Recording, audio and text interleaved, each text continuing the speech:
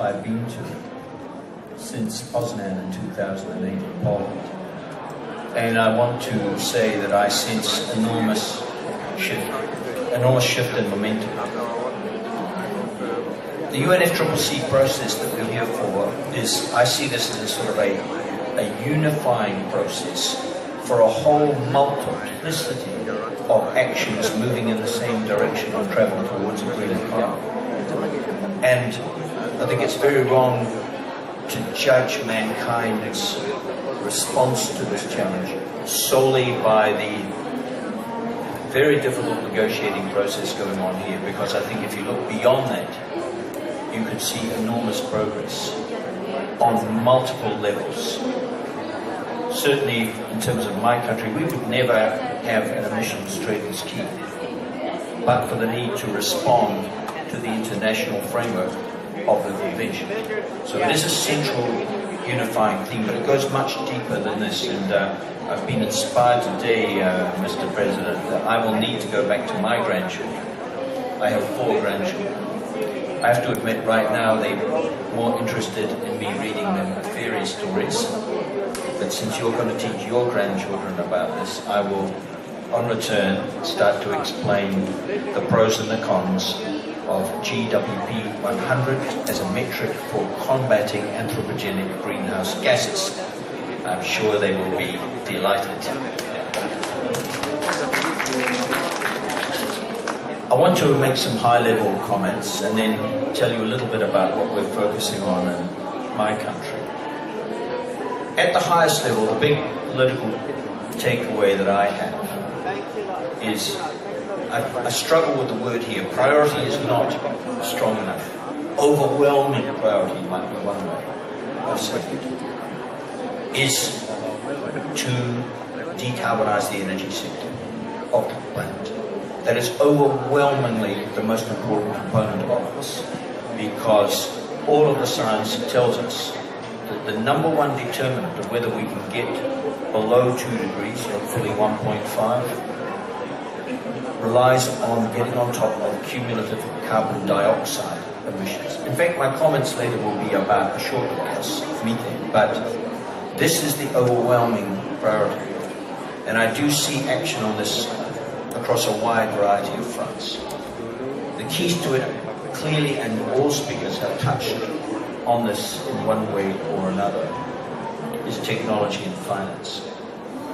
If I think about our own relationship on this front with Indonesia over the last 40 years, we focused most of our effort on geothermal energy, as Papa President will recall from his discussions with my Prime Minister when you were President. And we share with Japan and the Indonesian archipelago something that's both a curse and a blessing, which is we share this, what's called this ring of fire, which gives us devastating earthquakes, and in the case of Japan, tsunami, as well as the blessing of geothermal energy, which is a resource that Indonesia has in rich abundance. And I think we're now ready to move forward. New Zealand has trained most of the geothermal engineers of Indonesia and the Philippines, another country that has the same geological characteristics. But it can also take place on multiple levels. I was in Jakarta, Mr. President, a few weeks ago, mainly to have talks with the Indonesian government on trade. But I also witnessed the signing of a JV between SECAO and SECAO. SECAO is one of Indonesia's agribusiness conglomerates, headquartered in Surabaya, and a small company from Auckland that I'd never even heard of until I arrived in Indonesia, which is going to provide solar panels for all their shrimp farms in the remote islands of eastern Indonesia for the crop. And, you know, this will make a tiny, tiny difference to Indonesia's transition to green growth. Every little bit helps. And of course will also displace diesel generators in these islands concerned. Sticking to the high level, if you accept the point that I and others make, that the absolute priority is to decarbonize the world's energy sector, finance goes along with technology as the absolute key. I have no doubt that the developed countries will be able to meet their obligation. of $100 billion by 2020 for climate finance. I have no doubt about that whatsoever, for reasons I will elaborate on here. But actually this is a drop in the bucket compared with what we really need to do, which is to attract private sector financing into decarbonising the planet's economy. You heard some figures from the gentleman from UNEP. The figure in my head is that total private capital markets are around $238 trillion. So accessing only a small percentage of that for this energy transformation will dwarf $100 billion. Now, whether these companies are Indonesian conglomerates or American conglomerates, they don't give the money away. It is our job to attract investment into clean energy. So the issue of finance is much broader than just a donor-oriented view. And I want to give you an example that I'm quite proud of, which shows this in microcosm, where the European Commission and New Zealand sponsored a conference at the end of 2013 in Auckland for these tiny Pacific Island countries which face such challenges here, called the Pacific Energy Conference. And we raised for them about half a million US dollars, 656 million Kiwi, which is about $500,000 US dollars, which for countries with thousands of people only is a significant sum of money.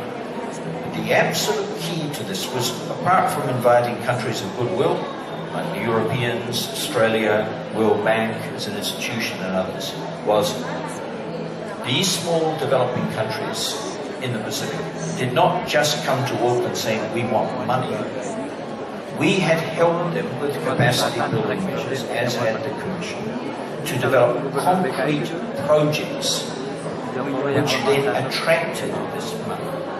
So this is not just a one-way street, ladies. I'm not giving you a hard-line view when I say this. The developed countries can help even the smallest developing countries fashion projects through capacity assistance. And this is what will unlock really serious money. And we've been able to do things like, for example, completely transform the tiny states of Tuvalu and Tokelau from 100% diesel to 100% solar. And for these small island countries, and I'm sure it would be a similar story for the small island countries of the Caribbean, diesel was occupying 10% of their GDP, so there's a big economic development co-benefit. Equally, in terms of the enabling environment, New Zealand Prime Minister presented to Christiana Figueres a few days ago at the Leaders' Summit a declaration on fossil fuel subsidy reform. Now, Indonesia has taken political leadership here. Indonesia has undertaken very serious reform, and I believe from my discussions with my friend Witoelar, it will not be the last step Indonesia takes in this direction. This is something other countries must follow Indonesia's example, and others are, Nigeria, UAE, to deal with something that is enormous. 5 times the amount of money is being spent, even at current low oil prices, on subsidizing carbon than the whole $100 billion which we're trying to reach for green climate finance. So it's very much about getting the price signals right to create an environment that will attract not just donor funds, but the massively larger amounts of capital required to ensure that as the great emerging economies of the world, China, India, Indonesia, now start to invest in the 21st century, they invest in clean energy. This is absolutely crucial because it is very difficult to deal politically and economically with stranded assets from past infrastructure that took no account. Finally, in terms of our particular focus, well, we basically decarbonized our electricity sector. Over 80% of our electricity is renewable. We hope to get up to 90% in a few years' time. We're waiting for technology to give us opportunities to leverage that renewable energy in our non-electricity energy sector, particularly transport. and we set up an institution called the Global Research Alliance on Agriculture Emissions, which is making tremendous progress on agriculture emissions, which is 14%, about percent of global emissions. So what I see is, to sum up, is enormous momentum behind this whole movement. UNFCCC is the center point, the thematic point of it. But it's much, much broader than that. And I remain, Mr. President, doggedly optimistic that with continued movement in this direction, continued technology improvement, which seems to be only rational to assume, we can finally achieve this objective of limiting greenhouse gas warming to a safe that not just your grandchildren and mine, but their grandchildren will be safe. Thank you.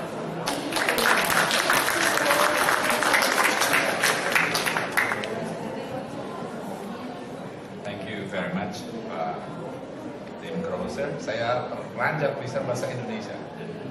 Berapa lama di Jakarta? Ya, 3 tahun, 4 tahun. Saya kira seminar ini lebih baik pakai bahasa Indonesia saja, karena tadi sudah dimulai pelanggaran pertama. Well, sorry.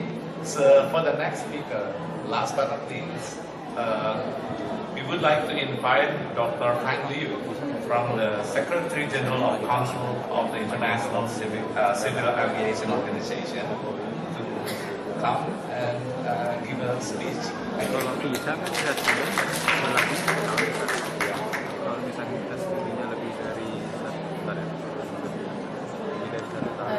Thank you. Kita perpanjang izin tinggal bukan bisa di Indonesia tapi di prefektur di sini biasanya pakai titre de séjour itu. Good morning, ladies and Itu gentlemen. titre de séjour kartu KTP. I wish to begin by thanking the government of Indonesia for the kind invitation of this side event of COP21. Before I make this speech, I would like to introduce what is ICAO. ICAO is International Civil Aviation Organization, a United Nations specialized agency. Sets up the standards, rules and procedures for the international civil aviation, covering passengers, traveling passengers, air cargo, aircraft, airports, and aviation service providers. So, our previous distinguished speakers already covered overall issue, and today I will talk about one sector, aviation sector, and how our sector to contribute the sustainable development goal, and how we make aviation green. International aviation across national boundaries in all its aspects. International aviation is about global, harmonized rules and processes that allow for safe, secure, and sustainable transport, not within countries, but among countries. For that, the Convention on International Civil Aviation was signed in 1944, and since then, more than 12,000 international standards have been adopted by ICAO and implemented worldwide. This progress can only be achieved through consensus and cooperation. Each daily work, ICAO cooperates with states, aviation industry, environmental NGOs, and other UN bodies. And through cooperation, we have realized a harmonized vision for our future and how to get there. International aviation contributes to all three pillars of sustainability.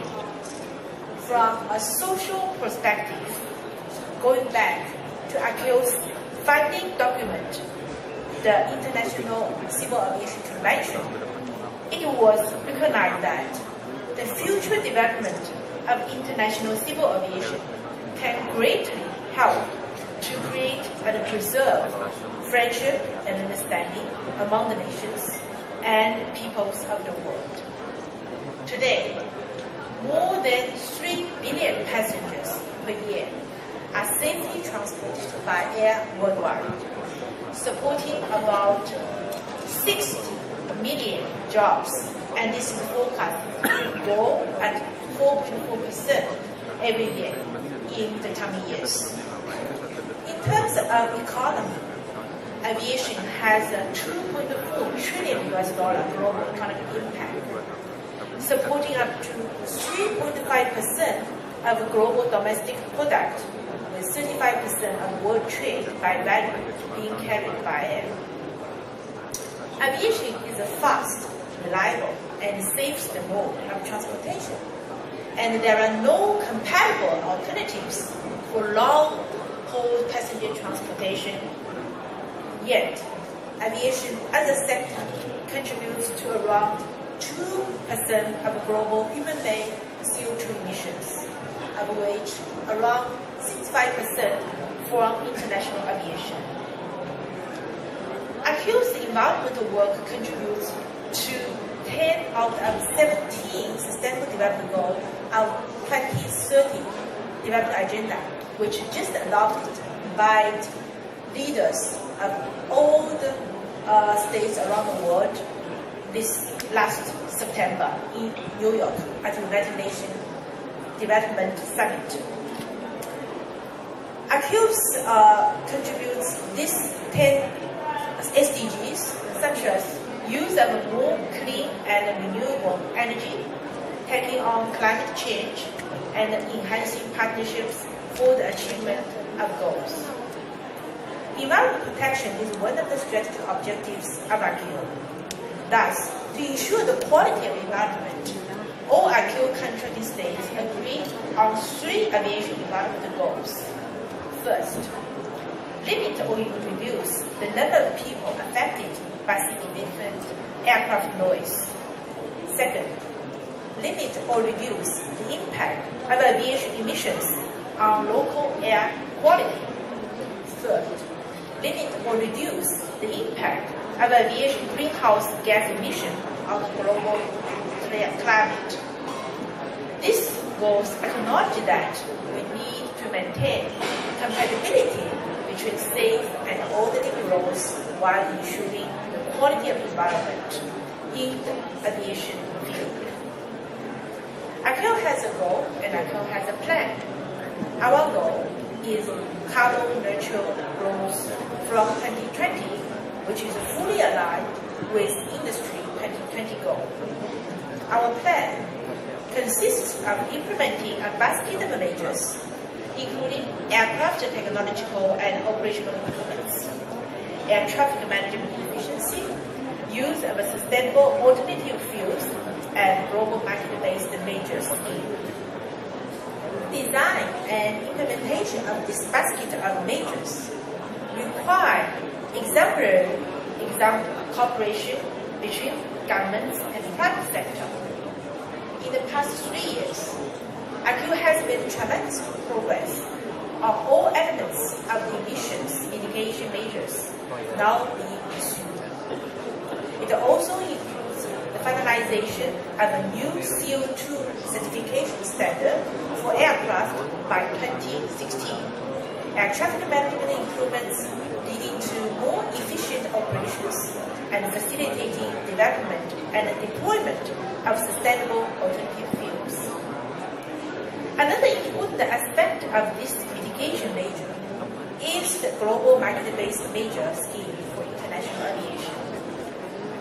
I would like to bring to your attention that, as requested by our last assembly in 2013, the next assembly in September 2016 will consider a recommendation on the global market-based major scheme that addresses key design elements and implementation mechanism from 2020.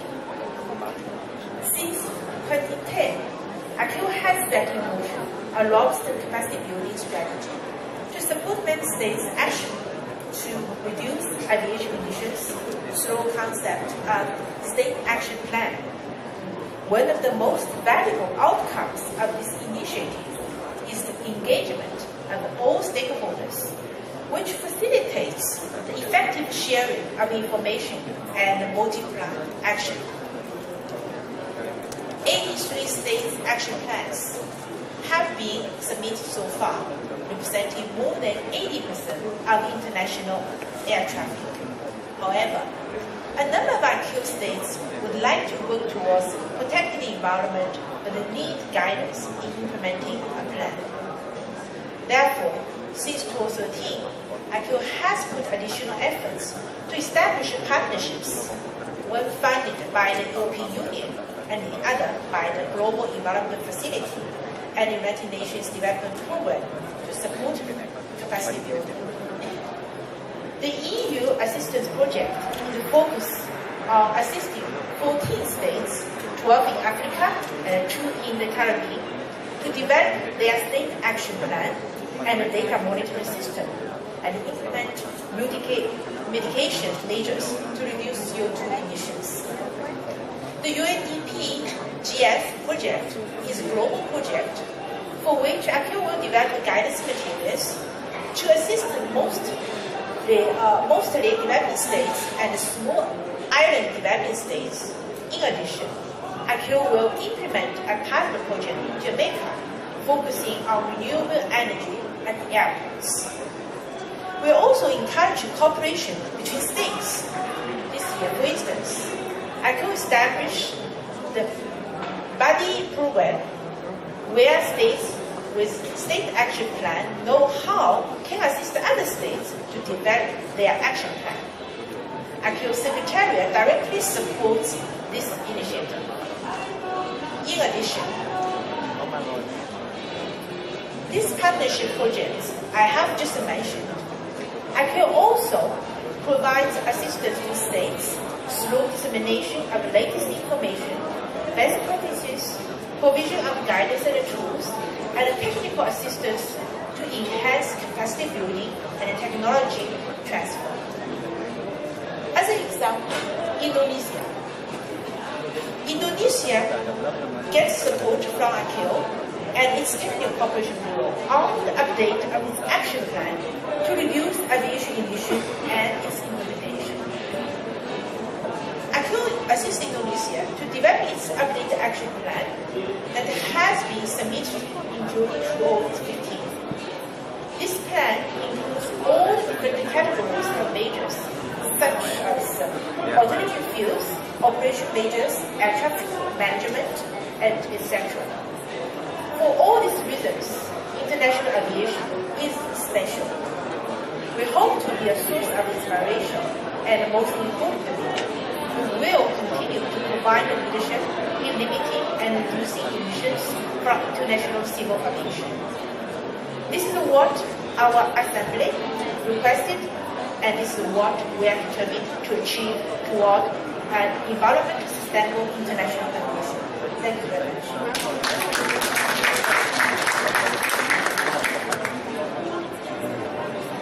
Thank you very much. After long discussion, we now come to the end of the discussion. But if I can summarize, actually this is Rachmat Witoelar will do that for me for the conclusion. But this is about shifting paradigm of development actually. We want to develop not just merely to increase wealth, but also to make sure that it's sustainable. So that's why we want to be happy, we want to live longer, at the same time we want to make sure that the earth can be sustained, can be sustainable. So I would like to invite Rachmat Witoelar to make a conclusion of the discussion, and hopefully we're going to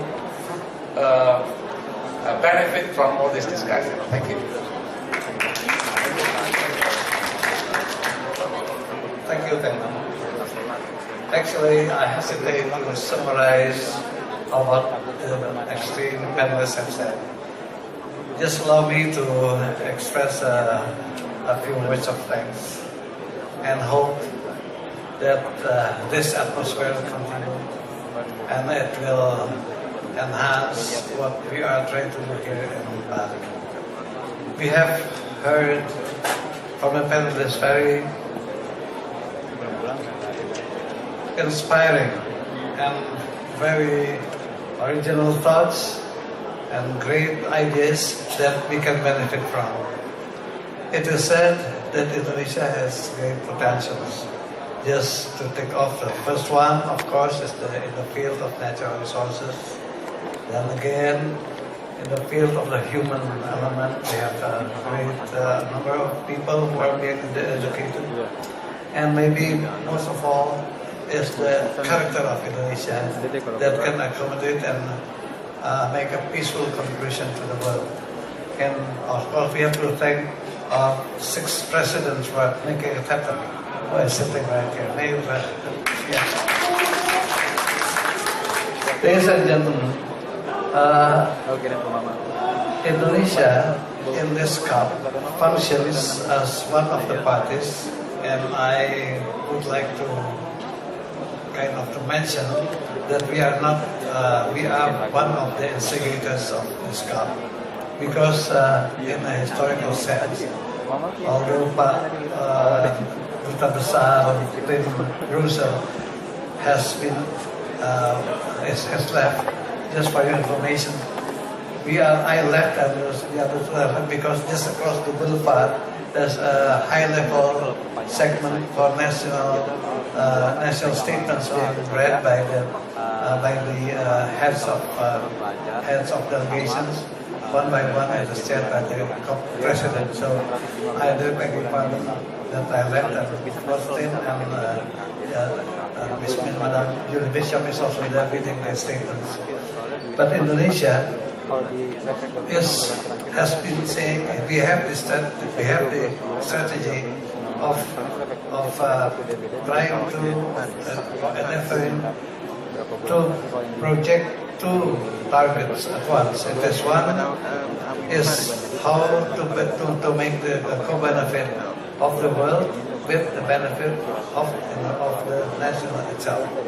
It is something that I have learned 10 years ago when I was serving under Professor Dr. Yudhoyono when we had the COP in Bali. And that was also mentioned all over the place, even in this COP. So we are now in the historical juncture.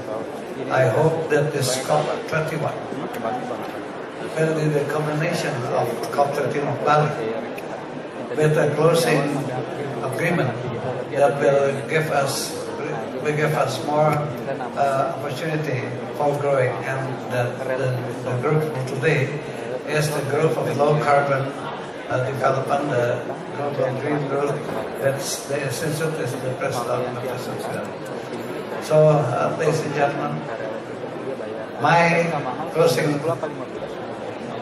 words is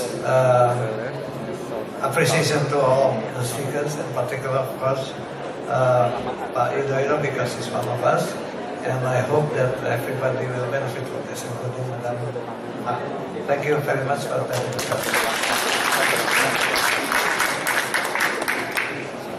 Thank you very much. So, to conclude very briefly, the conference is not about learning to know what's going on in the world, but also learning to be, what kind of role we're going to take, and then also learning to do from others, what would be the best role, and then finally learning to live together sustainably.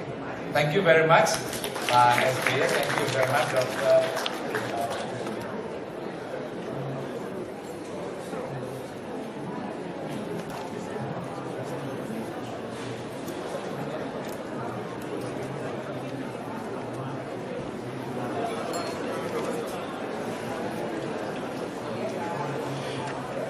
Thank you, Dr. Imam Prasojo, for leading this session remarkably.